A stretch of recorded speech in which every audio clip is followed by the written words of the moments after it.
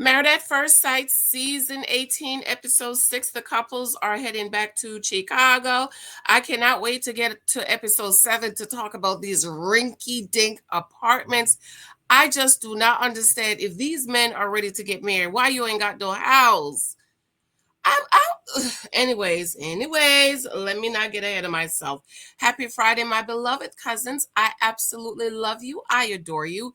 Thank you so much for watching and subscribing. Shout out and welcome to all of our new cousins. I am in all my Christmas glory. You know, I love Christmas, girl. Still doing my Christmas decorations. I'll get it all together by this weekend.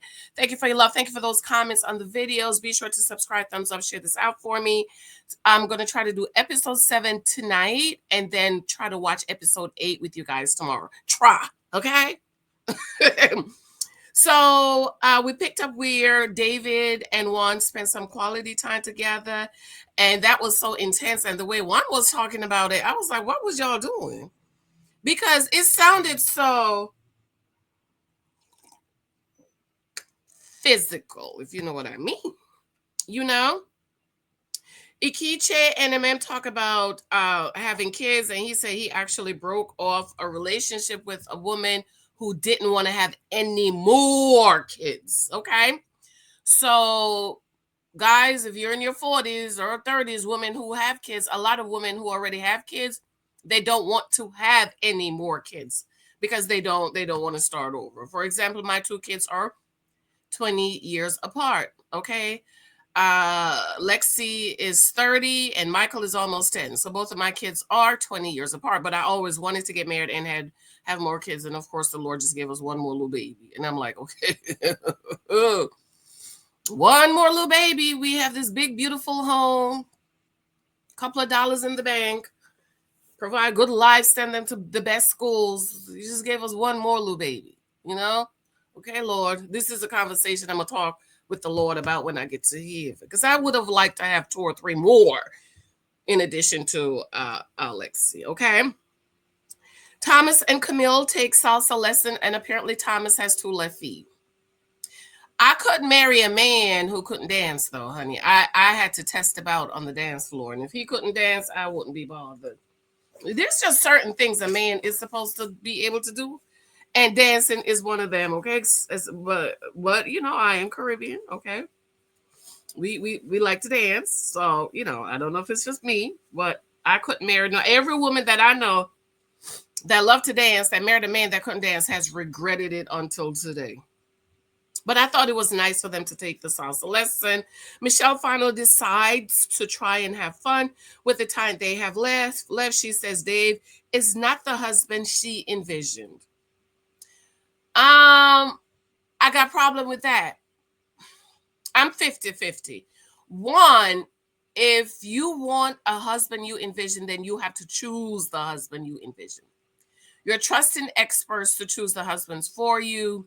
I don't know if you've ever watched Married at First Sight, but it's rare that somebody get what they ask for. They always seem to match 4 out of 5 couples with the opposite of what they want, and one with a little bit of what they want. So, Michelle, I just think that you should have, if you had this envision of a husband, thank you, shout to the cousin who said that she wanted a light-skinned black man, aka Thomas, but they gave her this. But I'm very happy that Michelle decided to, yes, enjoy the time you have left here, girl. We don't have time to be wasting money. Okay, get up, go out, go walk, go eat, especially since it's on Married at First Sight budget. So they went paddleboarding and had a good time. See, Michelle, you had a very good time with Dave. And all that time, you could have been having time. I understand wanting to have time for yourself, especially because you don't like him. But I think you shouldn't just be sitting in the hotel room just doing absolutely nothing.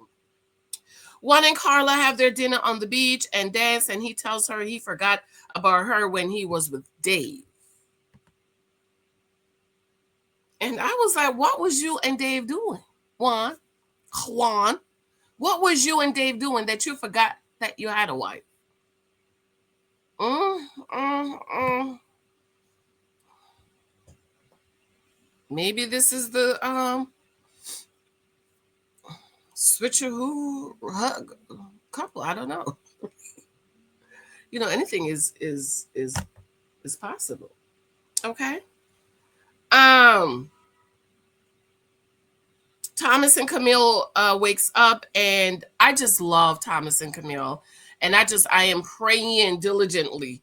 Diligently, I'm praying, Lord Jesus, Lord, sweet baby white Jesus, please don't let Camille mess this up, girl. You're not going to get no better man than Thomas, okay? And he likes you and attracted to you. I thought it was funny when he hit his head on the lamp because he didn't have his glasses on. Thomas, you're the man. By now, you should have known what's around your surrounding. You should know the lamp was right there. But anyways, I'll overlook him. He's gonna wear his special old drawers, and she says the sexy panties still hasn't made the entrance. And I thought that was just a cute little back and forth. He thought that he mentioned that he didn't want to expose his goods to her, so he had to turn to the window and get dressed. And everybody on the other side was just happy at what they see. In other words, Thomas is letting Camille know, listen, babe, you ain't got nothing to worry about. Yes, honey, I'm a typical black man. I'm packing, okay? I thought that was so funny. Okay. He mentioned he didn't want to expose his goods, so he said that.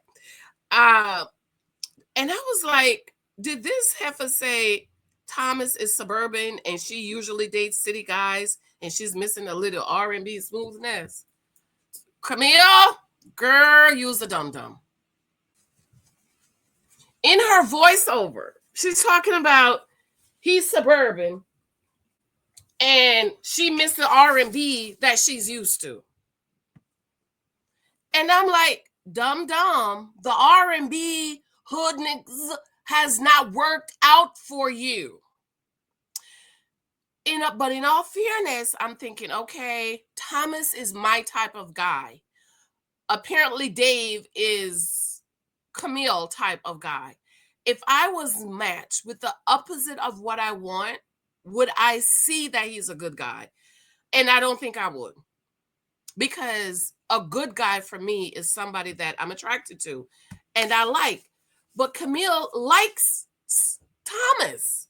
So my thing is, Camille, if you like him, why not try to work it and stop talking this BS about R&B smoothness I'm missing? And I'm like, girl, what in the world? You have said those men didn't work out for you. You have said they used you and left you to the side.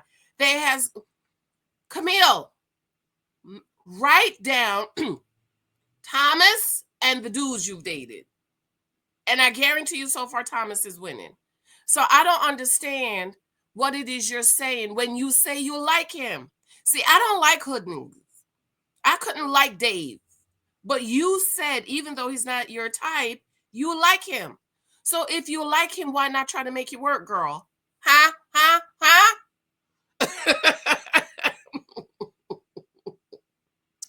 So we back over at Carla and Juan, and she's getting back at him for forgetting her, and then the black girl come out and talk about you gonna learn today. Don't do it no more, Carla. Please don't do it, okay? So then we go back over to Alan and Madison, and they went on a spiritual cleansing journey thingy, and me personally, I couldn't do that, because I don't mess with people's spirituality and religion and all this stuff. But later we're going to find out that they're both not really religious. Like Alan goes to church, Easter, Christmas, and stuff like that. He wants to raise his kids in church, but Madison just don't want to be bothered with anything like that. So, okay, but me personally, I wouldn't be doing none of that stuff, okay? Because I believe that there's spirits out there. You can open up yourself to spirits, and I just couldn't do it for me, okay? But that's just me. If me and my husband went out, we wouldn't have been doing that, okay? Michelle and David made sushi together, and they seemed to have fun. And she brought up his cousin. She said he doesn't go out of his comfort zone, and he's a meat and potato guys. Yeah. This is what I'm talking about, right? Dave is this hood trigger that just Every other word is a cuss word. I can't do that. I can't be around that. I can't take you nowhere. We can't go to no nice restaurant. You can't meet my people because you just be cussing at every other corner. So then and this is the thing about hood triggers. They're just in their little circle. They don't go outside their circle. They don't experience anything. That's why she said he's a meat and potatoes. Though I don't eat sushi. Okay, I'm not eating no raw food. Me personally, I'm not eating no raw meat. The Bible warns about eating raw meat. But I do think you can go out of your circle. And Dave, like she said, he's just a meat and potato guy. That's all he knows. He don't go out of his circle. Okay. And I think a lot of us people of color need to start going out of our circle and experiencing new things. Carla, in one water photo shoot, I thought it was very sexy and very cute. Ikije and MM, I love that he asks her how she likes to be loved, but I don't think Ikije cares. I think he's just playing up for the camera. I don't think he cares how she wants to be loved. I already told you from the wedding, he didn't like her. He wasn't looking at her. He looked at the preacher the whole time. And I just don't think that's going to work out for them. And my heart breaks that she's all the way in and he didn't even put one toe in. So then we over at Thomas and Camille, and they're having issues with her saying he's not her type. She has had more of a black experience than he has. He has heard it before, and he's in his feelings because this is not play. This is serious. So this is what the cousin was saying, that he became very, what's the word she used in the comment? She said Thomas was, I forgot the word. I'll find it. But I don't think that's what it is. I don't think that's what it is. I think it's you came on this experience because you were open to marrying somebody. You were matched with somebody just like you. Use biracial, Camille. I don't understand all this foolishness with her. You are a biracial woman. Thomas is a biracial man. Thomas was raised in the suburb because his family had more money. Your family was raised in the ghetto hood because your family had less money. His experience, he had a suburban experience. You had a hood experience. To me, that's a beautiful mix of two people trying to build a life together. And I'm not saying everybody in the hood is poor. Okay, we live near the hood and we're not poor. If you don't believe me, ask Lexi and Lil Michael. Okay, so don't get in your feelings. So some of y'all just be so sensitive in the comments. Not my cousins, okay? My true cousins know what I mean. They read my mind. Okay, but Camille just keep bringing up the hood niggas that didn't love her and take care of her, and I don't understand. If you just wanted a hood trigger, why did you come on the show? Why didn't you just keep on dating the hood triggers you were dating who were mistreating you and not doing right by you? And I have to find my notes where she said that I felt disposable. They made me feel disposable. So if the hood triggers made you feel disposable and you have a nice, clean suburban guy over here treating you right, I don't understand. I'm trying to be fair because he's not her type, but she said she liked him. See, I don't like no man that's not my type. Like I could never like David. I could never like the black guys that's been on the show. I don't like none of them. I wouldn't date none of them because to me they were all hood. Or if they weren't hood, they were how you doing. So I've never liked a guy. I'm going through the memory of my mind. A black guy unmarried at first sight. Thomas is the first one I could say. If I was single, he could have gotten my number. But wait, I got to talk about the faith. He didn't bring up the faith thing yet, so I don't know where his faith's in. That's very important to me. So Camille, I just don't understand. If you say you like him, Why don't you just accept him for who he is? It would be different if you said, I don't like him, but you said you like him. So if you like him, why do you keep bringing up, like, he can't change who he is. He can't change that he was raised in the suburb. You act like you's a black woman and he's a mixed man. No, you're both two mixed people. Granted, you're black. Okay? Mixed people. Oh, I identify as mixed.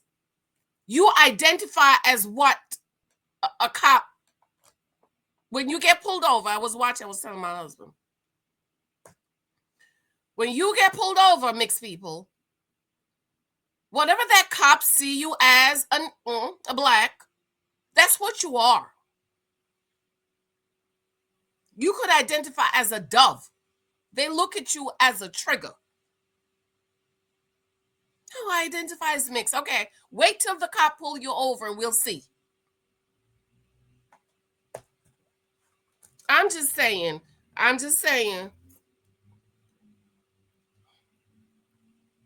So Camille is starting to get on my nerves because I'm like, girl, the hood triggers didn't work out for you.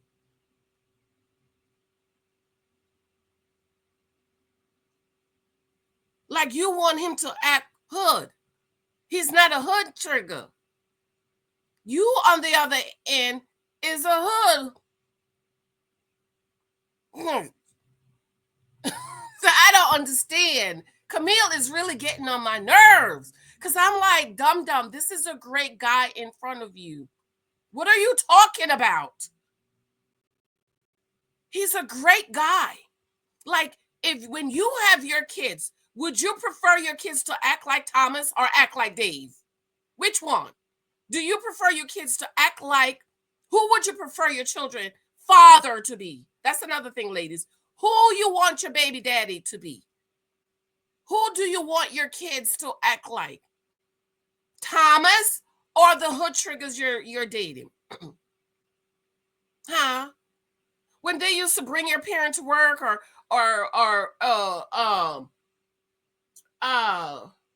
your parent work day, show up at the kids' school with the pants at the with the drawers showing.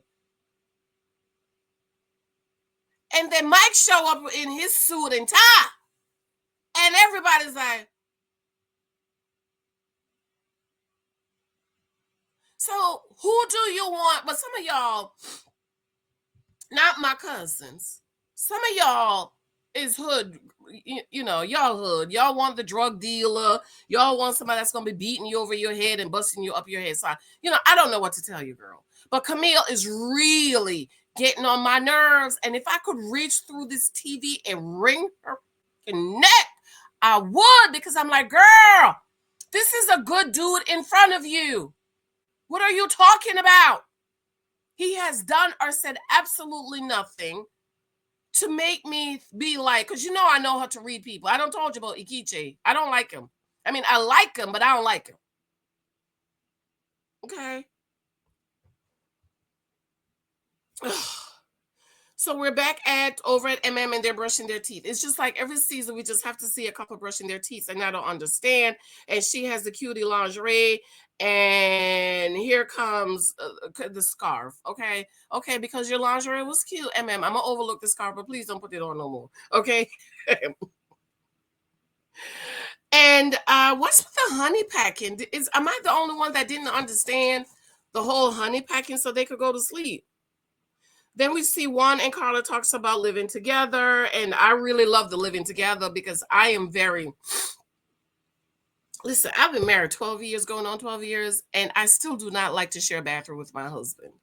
Like, we're getting a new home, and I prayed, I begged, and I plead. Well, no, not prayed, plenty. I just need a separate bathroom from my husband. You know what it is? We do not have a bathroom on the first floor, which is crazy. We don't have a powder room. See, first floors up here in the Northeast usually have a powder room, and our house do not have a powder room. So if I'm down here and I got to go to the bathroom and Mike's in the bathroom, I'm like, bro, Come on, like, what you doing? You know? And in the mornings, thank God I wake up first. Because you know how men like to do the 3S: shit, shower, shave. And they do not want to be bothered, which is fine, which is why we need to have separate bathrooms. So living together is going to be hard. And where my husband was, he had a condo, I think. He had 2 bathrooms. And my daughter has a bathroom on the 3rd floor. I don't like to use other people's bathroom because I don't know what I'm going to see. Okay. So I don't go to the 3rd floor. It must be an emergency, like I'm about to poop on myself, for me to go to the 3rd floor to use Alexia's bathroom. Okay. So they're really talking about living together. Camille and Thomas talk about him being biracial, but isn't she biracial too? So I'm confused. Camille is a biracial woman. She feels, because she had more of a Black experience, that she's Black, and he's had more of a suburban experience, that he don't understand Black. And the daddy was Black. Like, I could understand if the mama was white. I feel like when the mother is white, I'm like, But if the daddy, I feel like when the daddy's Black, if the daddy is Black,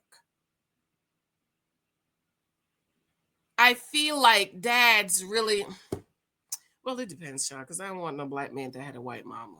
I don't mind a biracial man. People think my husband's biracial. He's not. I